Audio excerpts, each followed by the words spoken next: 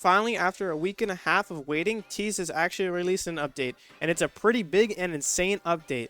Let's get into some of the Mahito changes first, and then we're going to cover some other things in this video. Let's go.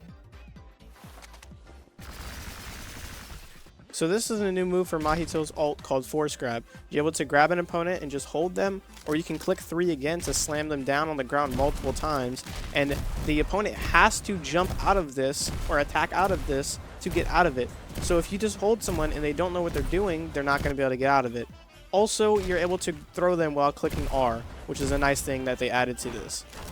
Next, Tease decided to revert the update that he did for Mahito's domain, where whenever you're in the domain, if you get hit, it makes the pink bar go down slower.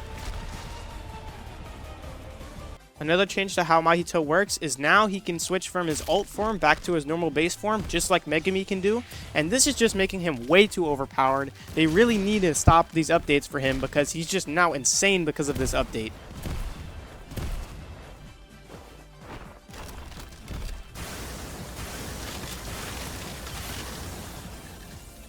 So this is the first move for Mahito's true form, and it's called Widespread Strikes. I think this is one of the best animated moves in Jujutsu Shenanigans currently, just because of how cool it looks. Also, you have to make sure that the person is inside of the circle whenever you hit them, or it will not hit them or connect. Also, it doesn't show up in this clip, but you can move while using the attack. One thing I didn't mention about the move is there's also a black flash variant, and you can see it in this clip right here.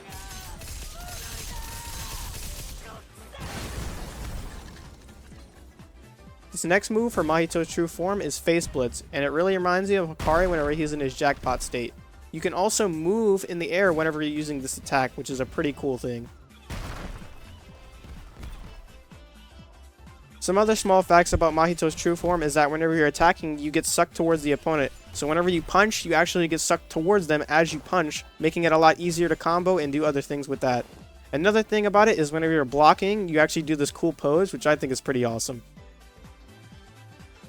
We also have some new map changes for the subway. Whenever you walk into the subway, it's going to look a little different now, and they have these new speakers up on these poles.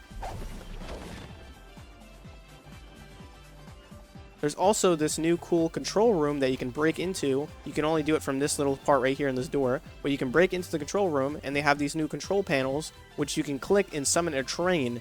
Now, I tested it on some dummies. It only did about half health, but that could be because there was multiple dummies. But this thing is pretty crazy. Now I'm going to cover the buff / nerf to YUJI, which in this new update, you can now black flash infinite times if you're behind someone. So if someone doesn't know how to escape this, which you have to turn around to escape, then you can just infinitely hit them with the black flash.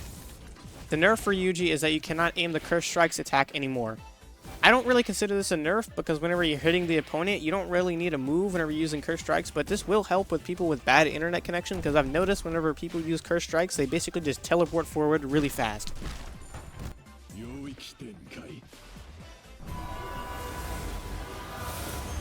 Next, we have some changes for Hikari.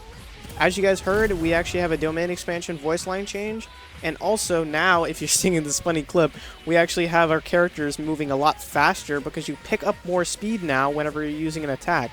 So if you actually spam R, you can actually basically become the Flash. Also, here's what it looks like from another person's perspective.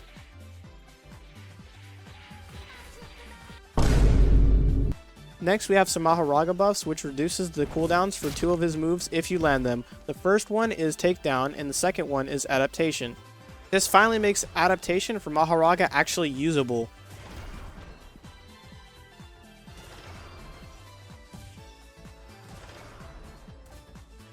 Next, we have a big change for people who are really sweaty at this game, which is they removed Dash Tech, which makes it so that you're able to extend your combos even longer.